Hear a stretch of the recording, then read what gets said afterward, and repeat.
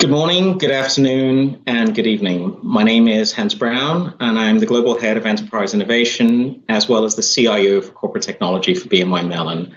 And I'm absolutely thrilled to share the next 45 minutes with you on how we are building a really amazing fintech innovator that looks at transformation within the data platform for the financial services industry.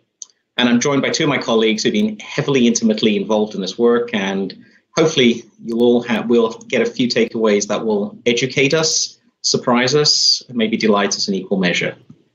So maybe if I kind of start off first with a little bit of a philosophical setting in terms of the way I kind of look and I see innovation and the intersection between real digital and technology and how that transforms itself into, creating a fintech innovator within this really large historic organization. So firstly, let me just kind of start off with, I'm a firm believer in openness. I subscribe to the open source, whether it's in the handsets I choose, the platforms I develop code in, the causes I support. I'm a huge believer in openness. Because in openness, I think we have, as a society, a chance to harness the collective intelligence of the entire world. By being open, we encourage more contributions, we encourage a diverse viewpoint, we encourage perspectives other than our own, which not only enriches the conversation, but actually allows us to get to a better outcome. So that whole philosophy of being open to the world, and not just to being open, but also contributing back and giving back by virtue of being open and allowing others to grow and nurture within our ecosystem is something that fundamentally not only is important to me, but is important to the organization as a whole. Then the second part of it is by being open, you get a chance to bring in a diverse viewpoint that usually you wouldn't get in a closed ecosystem. So when I kind of look at closed ecosystems thrive by the virtue of the amount of investment that you can make in the closed ecosystem. So the limit is entirely the investment that you as an organization or you as a company or you as an individual can sustain.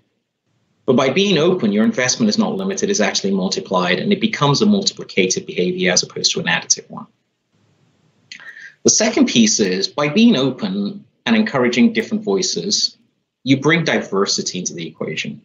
And this for me is diversity in all its forms. It's diversity of thought, diversity of background, diversity of industry, diversity of perspectives. The greater diversity, the better the outcome. And it's great. I look at this panel. I don't think any two of us are alike, whether it's background, experience, where we come from, where we've grown up, where we went to school. So that, again, really encourages me because that's what I talk about when I look at openness. So kind of really excited to kind of talk to the both of you, Bhargavi and Trijanjan. And I wanted to kind of maybe start off first with, we as an organization have our Omni philosophy. So maybe Trijanjan, why don't I get you to start kind of talking about what do you think of this Omni philosophy and how does it mean as to how we look towards building products within this within this large organization? Thank you, Hans, and good morning, good afternoon, and good evening to all of you who are dialing in from various parts of the globe. As Hans mentioned, my name is Trijanjan Sengupta. I am from a professional services group here based out of Singapore, running our product implementations for the data and analytics solutions within BNY Mellon. And Hans, you struck the right chord. I think the spirit open source culture, the spirit of openness is the key. And not only a philosophy, but when we look across financial services, when we look on investment operations within buy-side organizations, it's the same culture, it's that same mindset. How do I, the best of the minds, how do I bring in the best-in-class technology, the best-of-breed models, and truly create the best that in the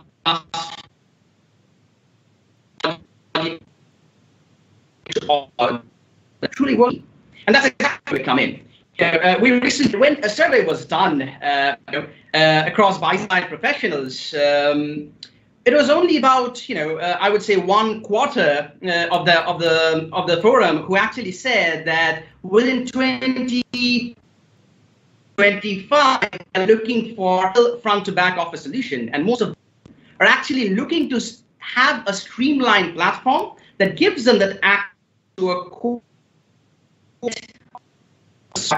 having that open ecosystem, that platform.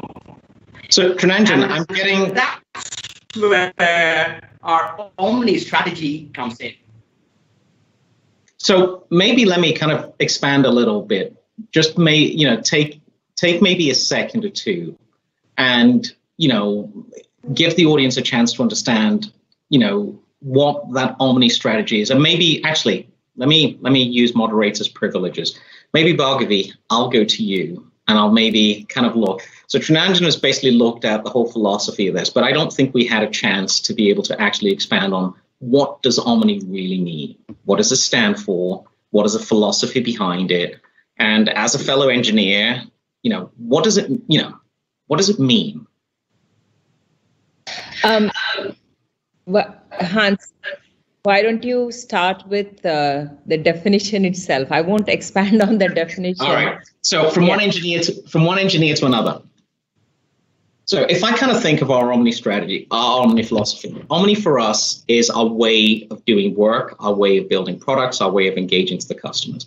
It stands for being open to the world. I talked about how being open is one of the most important things that for us as an organization, we're focused on in terms of how we build our products, how we build our services, how we engage the wider ecosystem, and how we really transform the financial services network, the financial services infrastructure. The second bit is modular. The solutions we build need to be modular.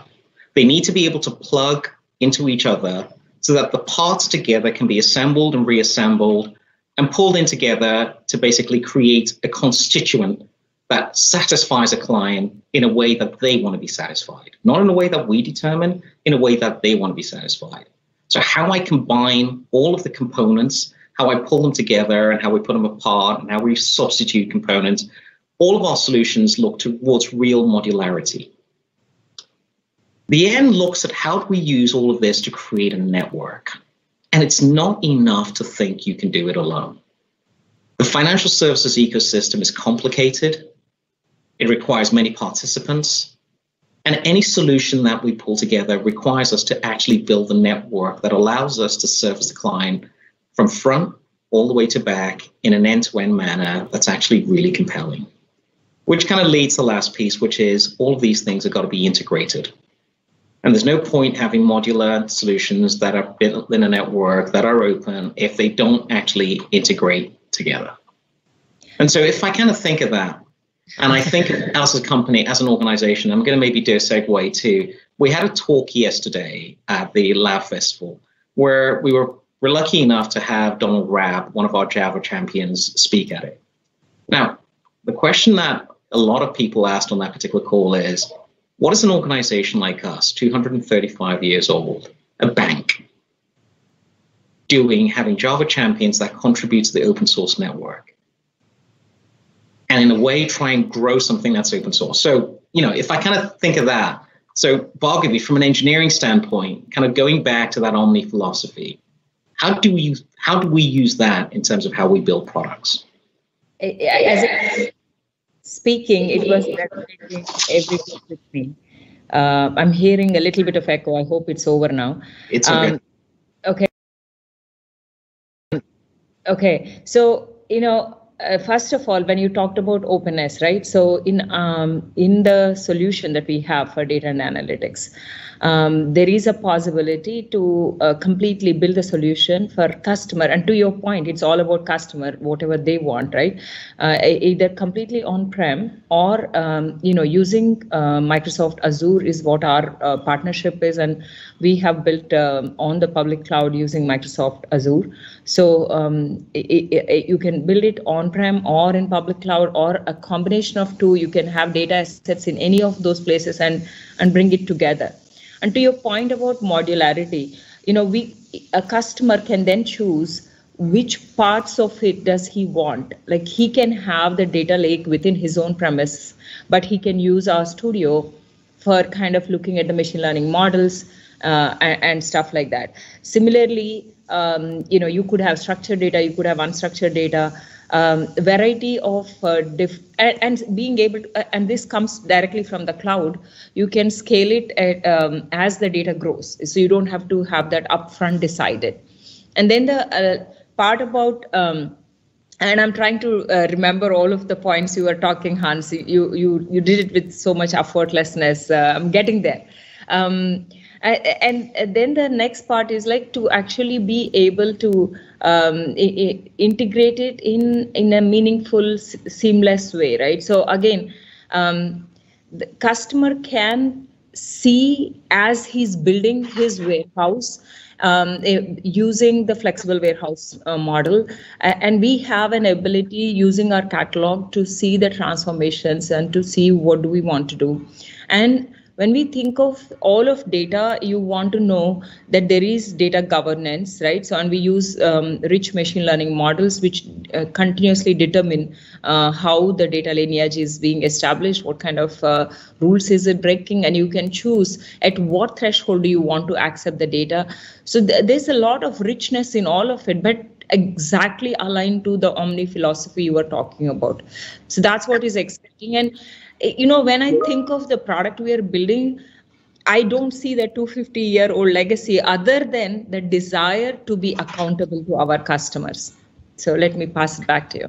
So so maybe, Trunanjan, let me poke you a little bit, because we had a little bit of sound at the start, so a couple of sound issues at the start. So, you know, if I kind of think Bhargavi is looking at this from the engineering standpoint, and I want you to maybe really focus on, you know, forget the engineering.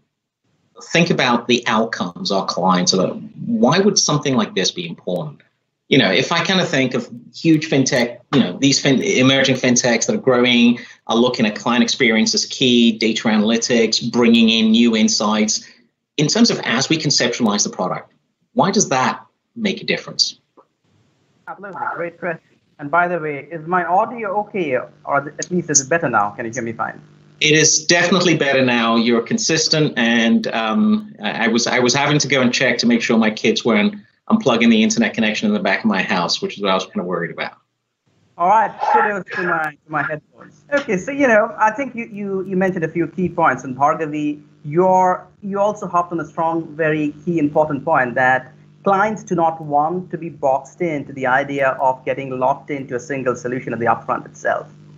The element of choice, that's the key. As we look at the data landscape and as we look at the client requirements, data management is vastly, you know, it's completely changing. The framework, the landscape is completely changing. If I look at the onslaught of data, be it the volume, be it the complexity, be it the velocity, or the data shapes, that's completely changing. And there are different players. You know, not one player might be solving all of the problems. There could be clients who are looking at, you know, building their various books of records. There could be clients who are looking into alternative data sets, bringing in unstructured data. And as Bhargavi mentioned, it's like a data factory, right? You have to bring all of the data in. It's, you know, you have to assemble it, have to catalog it, apply data quality, and get timely, accurate data in order to reduce your risks and get the business outcomes. So as clients are looking at this landscape and this, you know, fast evolving scenario, it's all about getting that competitive landscape. And that's where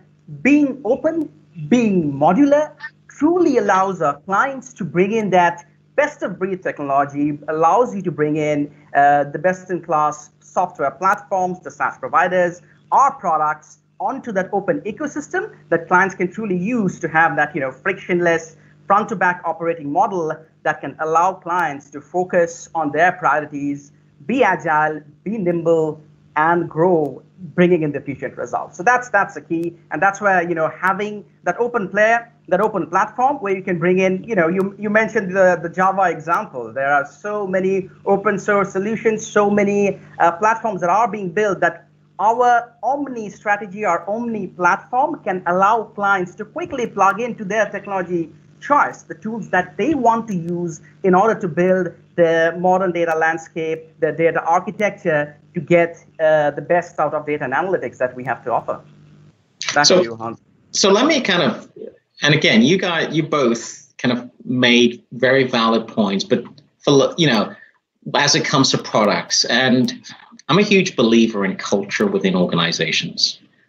You know, it's been said, culture eats strategy for breakfast. I kind of go one more. And for me, culture is the real operating system of any organization.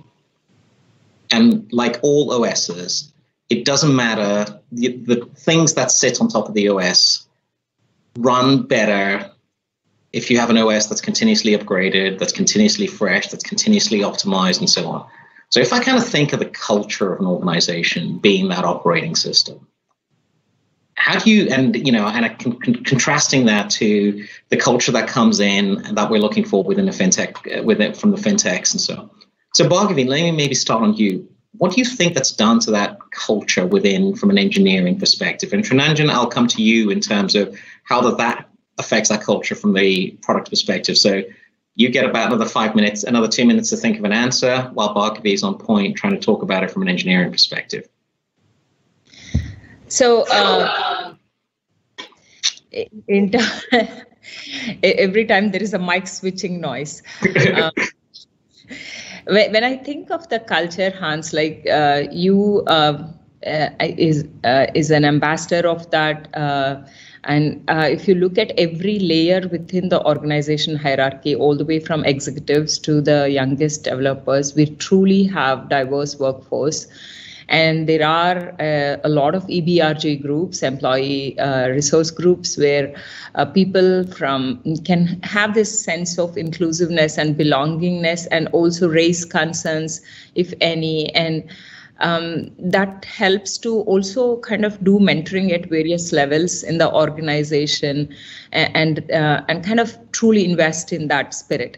Now, in terms of you asked this question as a comparison to fintech, I want to compare it to, I haven't been in a fintech per se, but I have been in Amazon in the past, and to me, I think Amazon still considers themselves a fintech, even though most of us give them a hard time. But we'll let you have that one. No, Amazon, although it was really huge, but it was still very every small team had its own autonomy, and so I think in that sense, the part that builds the data and analytics solution within the bank has complete autonomy and empowerment. And we come up with ideas, we brainstorm with people like Trunanjan who are facing customer, and we have that whole product owner hierarchy under Steve Taylor and Steve Marshall. And so we, kind of actively partner with our customers. We're not building it in vacuum. And the reason why BNY Mellon based solutions are great for this industry is because we have history of building solutions that take into account security. While we have multi-tenancy as a possibility, but we also have it with proper entitlements for data. You can choose how you want to share your data or hold it to yourself. What kind of models do you want to run? Do you verification of those models? So the flexibility that comes with the product is based on years of experience of building finance solutions. So I'm sorry, I'm digressing again towards the engineering side, but it comes. That's exactly what I want, because then that way I can hold Trunanjan totally accountable for the other side, because I kind of think that symbiosis of engineering, deep engineering, and then deep product is what makes the output that you're all generating so great. So no, definitely keep going. I just wanted to end with one last point. When we're building these solutions, we're building truly agile DevOps, meaning there is no single code that gets committed in our code repositories without having at least 90 to 95% code coverage. The build breaks if those coverages are not met. So, this is exactly what I have done in Amazon. The CI/CD pipeline is completely automated. So every feature deployment can be done by individual developers at their own pace. So that comes because of the speed at which we can deploy, as well as an ability to check the integrated product with other code base that already exists in our system. So it's the people, it's the process and the technology that we are using underneath, and the culture that we have built. To your very point of culture, I completely concur with you. Does not matter the engineering vision we might have. If we don't have proper culture, it's just not possible. So we have that in this part of the organization for sure. So Trunanjan, over to you. So we've got a really deep engineering build in terms of look at Agile, we look at DevOps, we look at continuous code coverage, we look at builds with Sonar. The engineering teams are set up, and again, from my background, music to my ears. What about you guys in the front? How are you doing? And that open culture is the key. I think being involved. First need to accept that it is not great, Trunanjan. That's what Hans is.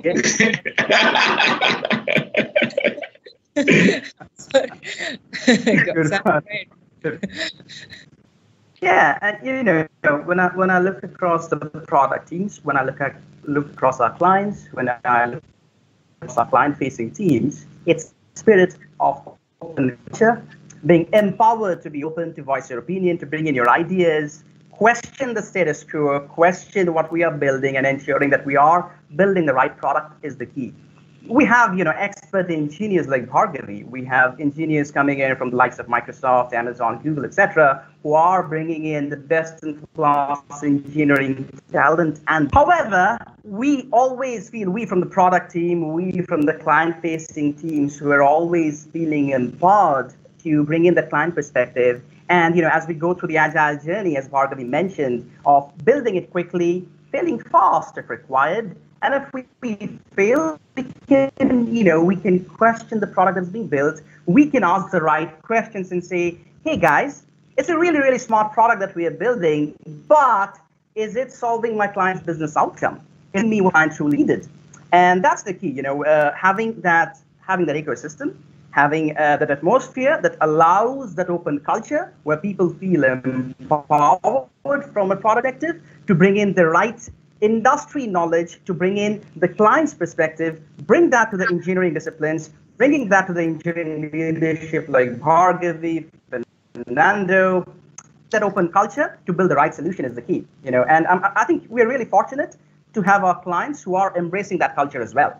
They are partnering with us in this journey. Some of the thought leadership that our clients are bringing in, especially in the Asia Pacific region, and Hans will speak about it at length later on. That's truly encouraging. They are bringing in the right perspective. They are being open. They are having that culture of that feedback loop where we can take our perspective, bring their true mindset in as to what they want to build and see in the products as we go to the product management discipline. And partnering with people like yourself from the senior leadership, from Bhargavi from engineering, that enables us to build the right product, having that open culture, having that open forum. So let me ask a question, and I love the fact that I get to moderate, so I don't have to answer the questions, I just get to ask them. So maybe Bhargavi, let me start with you. I love one of the things I always loved when I lived out in Asia. Everybody talks about the chicken and the egg problem. Chicken first or the egg first? Engineering first or product first?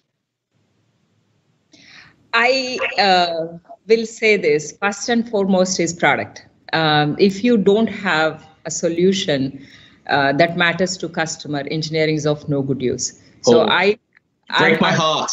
As an engineer, you break my heart. I agree with you, but you break my heart.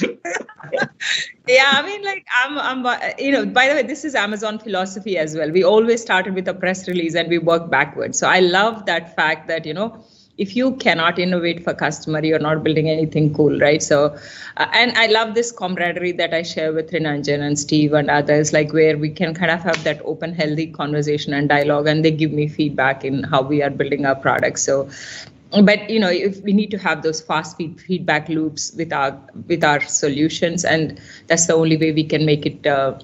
I'm one of those who loves the initial wireframes being presented to customer, getting those early feedback, even if it doesn't look cool.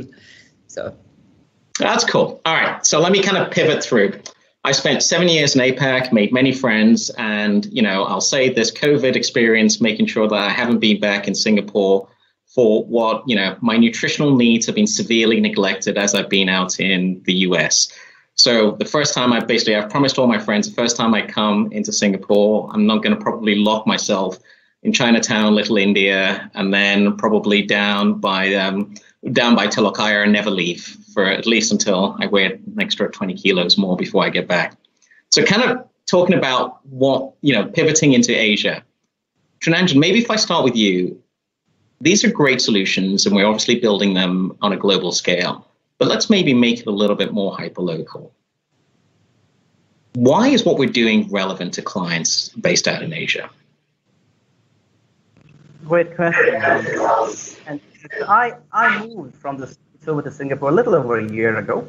And I was privy to the client perspective that the clients in the States brought to us. I used to work out of the United Kingdom earlier, so we get the perspective as well. After moving here to Singapore, one of my responsibilities was to work with clients, understand their business requirements and the business outcomes that they want to get out of a true data analytics platform, and work with the likes of Bhargavi to ensure that we're building the right solution. And I was thrilled and amazed to see some of the use cases that we are getting in this region.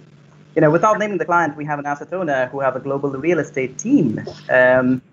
The way that they're looking at alternative data sets, the way that they're looking at unstructured data, I think is game changing. So what they're trying to do is, as opposed to having anecdotal evidences when it comes to investing in real estate properties, tenancy selections, and demographic categorization, they are looking at newer alternative data sets. They are looking at things like video footage of car parking lots. They're looking at footfall traffic. They're doing sensitivity analysis from news content and social media feeds. They're looking at Internet of Things. They're getting device readings from thermostats from a carbon or a thermal power plant. They're looking at geospatial imagery. They're getting satellite images of an oil spill from a cargo ship in the ocean, and trying to correlate that back to the sustainability graphs that we get from a particular company.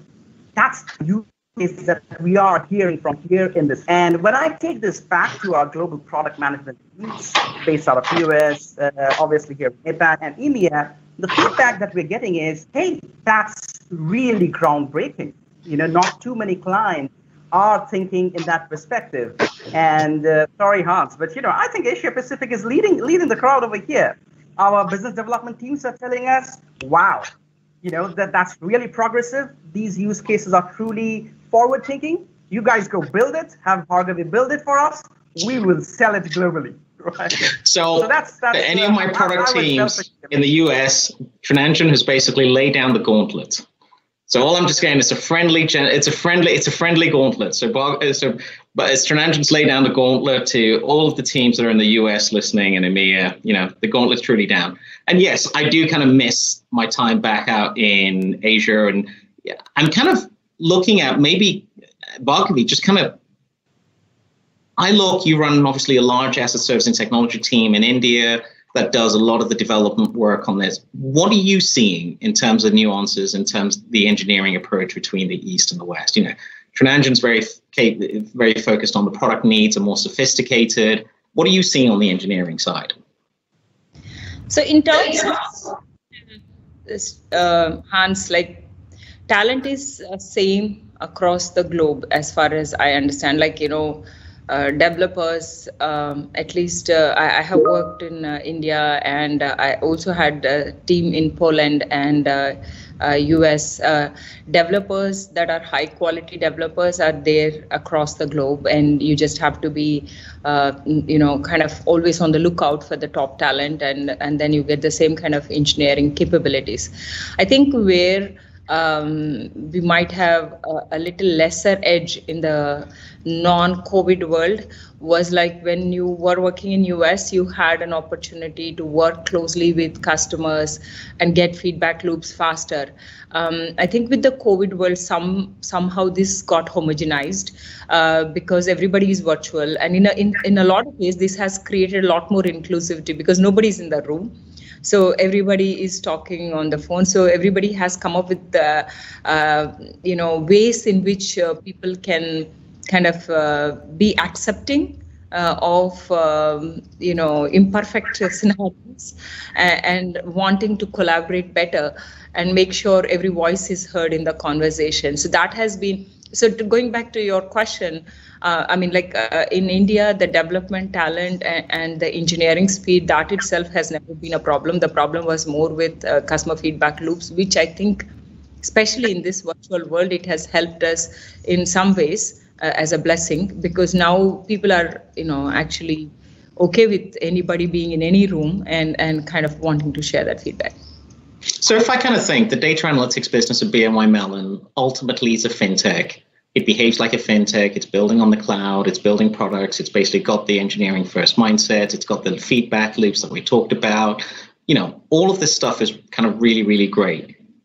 So for all of those other organizations that are looking to do the same kind of thing, maybe I'll ask you both in turn.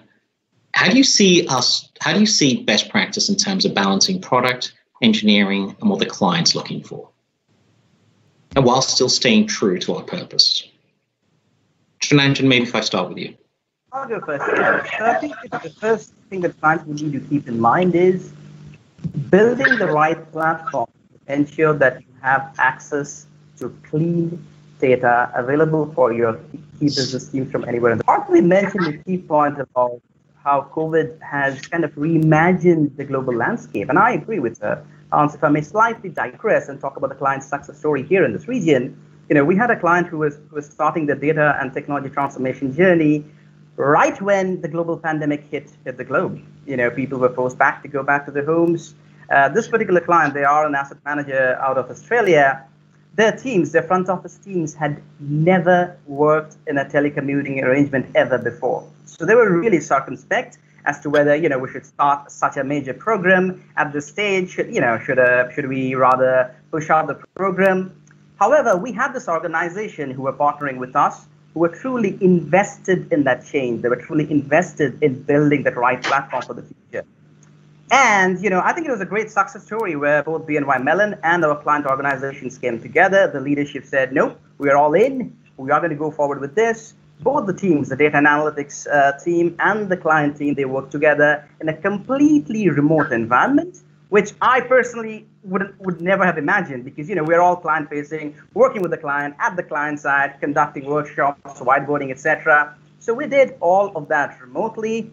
Had that agile mindset, worked in that remote working environment. And we are surprised and also pleasantly proud to say that we actually delivered the program on the budget and on time. Not too many deliveries can actually say that. So I think, while that was a great success story out there in the times of COVID, but at the same time, some key best practices came in. We had a client who were truly invested in going through that journey, going through the transformation and change, and identifying the true business needs and setting them up in a way of stepping stones towards the future. So instead of jumping on to, applying, let's say, AI and machine learning first, they realized what their true pain points are. They know that you have to bring in that data culture within that organization. Bringing all of your asset classes, if I look at buy-side firms, onto a single platform, getting that clean data platform, being able to aggregate data, catalog them, apply data quality, and make them accessible to your teams, that's your first stepping stone. Your machine learning models are only as good as your data. If your data is fragmented, if it's happening in a siloed manner, machine learning models are not going to be effective. So identifying your business problems, stack ranking them in terms of priority, and then selecting the best of breed solutions that the industry has to offer in that open platform is the key. So I would say these are some of the emerging best practices that are coming in, and being invested in that journey. That's the key thing. That's your pathway to success. That's a great answer. So Bhargavi, maybe pivoting the same thing to you, the same question to you in terms of balancing the product, the engineering, and those client needs as a really large, as a fintech within this 236-year-old company. So when I think about it, very first data warehouse I built was within Microsoft for enterprise, for Microsoft as an enterprise. And when I compare that to what I'm doing here now, the key difference is because we are focused on our clients. And we have this rich experience and expertise of handling this data for banking sector. Let me explain, right? So we recently won multiple awards for our ESG solution for environment, social, and governance related investor choices. I was reviewing, how we built that product, and I'm only celebrating the win. Actual solution was done by Trinanjan and Amal. But the thing is, I couldn't even think that, okay, customer will need an ability to look at this much information in a single screen because that helps him to speed up his decisions, or he will need flexibility on being able to choose 50% threshold at this or 20%. Engineering it is so easy. It's like any kid can build this code these days, right? It's like algorithms are all commoditized.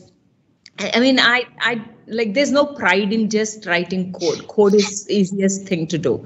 But the more important thing is to be able to actually understand the business domain in which you're operating and understand what will really trick the customer.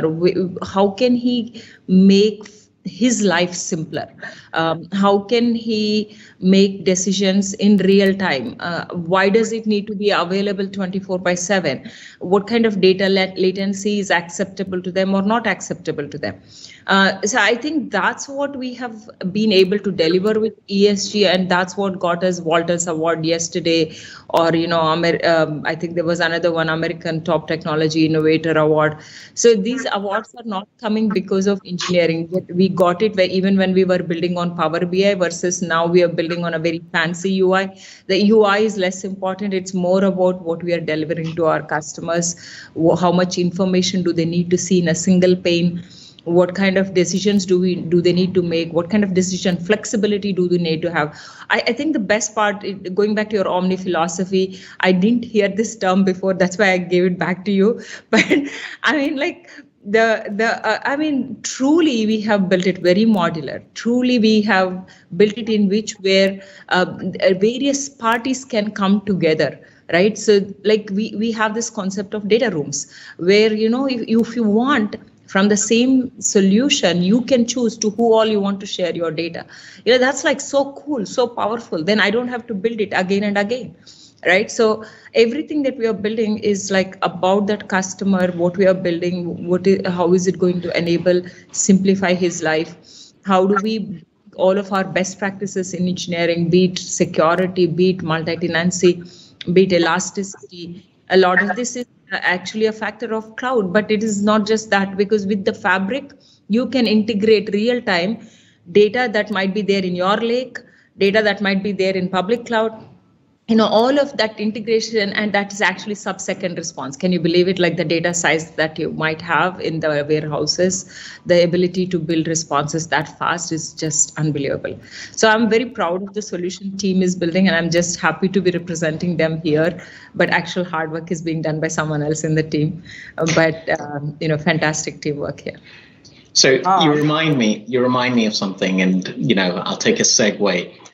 I always used to kind of wonder, how people pull together stuff. And a very wise person, a very wise woman I worked for once kind of told me, when I was eminently frustrated with a piece of code I was writing, and most developers know this, you're writing a piece of code, and for the one of love nor money, this damn thing wouldn't compile. It just wouldn't do.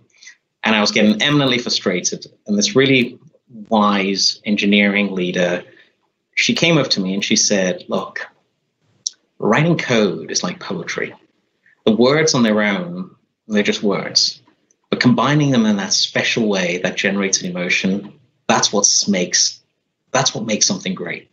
Nobody thinks about the individual words, the individual letters, no, but it's how you put them together, the story you wish to convey, the pride in which you basically invest in this piece of poetry. That's what makes it. And so to this day, I always look at development and writing code as, it's a form of poetry. And sometimes my poetry is terrible. And sometimes my poetry is very, very bad. And other times it's a glorious moment. So it's great. So I entirely appreciate the frustration and entirely appreciate the way of looking at it. But, I'm a real firm believer in, creating experiences kind of requires both what you do and what Trinanjan does to create an emotion that actually is something that's compelling. Absolutely. Your poetry, and that becomes a beautiful song. So if your poetry is your engineering code, music is the product and the client perspective, and that gives you the final product. There you go, right? And I think I love that. Bhargavi mentioned about ESG, and I would like to mention over here that the journey that we had as we built the ESG data analytics product has been the true representation of that open culture that we had with the clients. Curry Neal, who heads our business applications team globally, she interviewed more than 100 clients when we started this journey with the clients. You know, I myself sat with the clients here in Asia Pacific, and it was that open culture that we saw within our clients as well. ESG, it's a classic, another data challenge, another data problem where how do you bring in the best in class data when it comes to sustainability investing, when it comes to ESG, and truly create your mandate that, that suits whether you're an asset owner or an asset manager. So that perspective of being open, being modular, being able to bring in rapid volumes of data from disparate sources, stitching them together, blending them together to create the analytics that is needed for the client. I think that's exactly a testament to what we are doing in this journey, being open, being modular, bringing in the best in class, whether it's data, systems, and client mindsets to build the product that is right for the customer. So I'm kind of confident we got 5 minutes left, and I promised I would leave space for questions. So let me just really quickly rapid fire. And I've got one of my own that I've kind of been saving up for. I've been saving up for you guys, so I'll go with that one last. So maybe let me start with the one that's come in. So, and you might have picked it up, but maybe we just need a little bit of expansion. So what's the challenge of working as a fintech within a large global organization? Eeny, meeny, miny, mo, Trunanjan. All right, I will start. One of the challenges that I wouldn't necessarily call this a challenge. I would say there's an opportunity in that challenge is when you have different teams working across the globe and different regions, bringing in different perspectives. Not only do you have the problem of battling time zones when the different teams come together, but bringing in the right regional perspective as to what product we're building is the key. There are regional nuances to every product that we're building.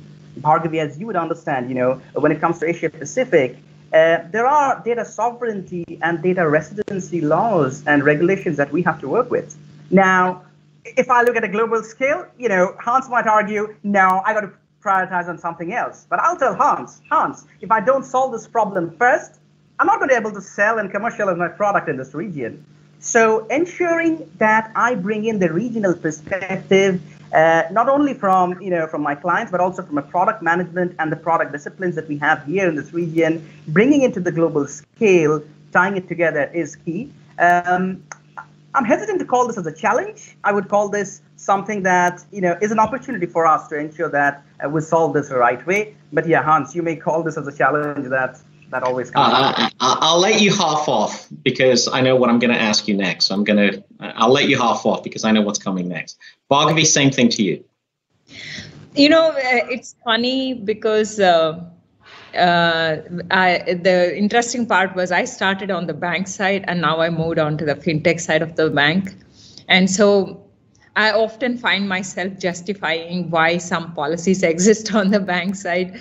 It's kind of weird because, think of somebody who has worked for a decent time in Microsoft and Amazon and with all that experience. And now I kind of rationalize why we have to have, a certain review process in between, or, how we are logging or how we are showing evidence of what we are doing, why it is required. And because now I truly appreciate how much regulated this industry is. And so it's not just from my point of view. If I need it in BNY Mellon, I'm sure one of my investors that's using this solution sitting on the client side might also need it. So I think, it is annoying. You don't want to be thinking about it when you're innovating and building fast.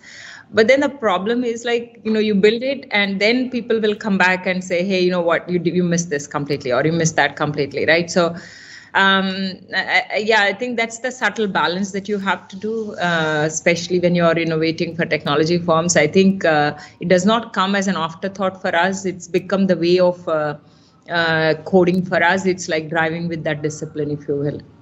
So I've got my last question for you both, and I know I'm very conscious of time, so kind of really rapid, no more than a 20-second answer.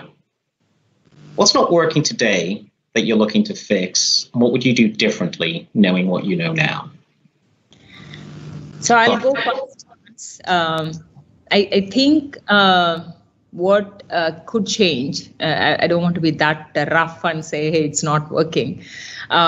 We have a customer feedback loop in pockets. I think we need to make it more consistent. And we have, even though we are doing daily deployments and all, we're not doing it to end customer because we have, for the end customer, we still have that same notion of soft launch, MVP soft launch, and GA.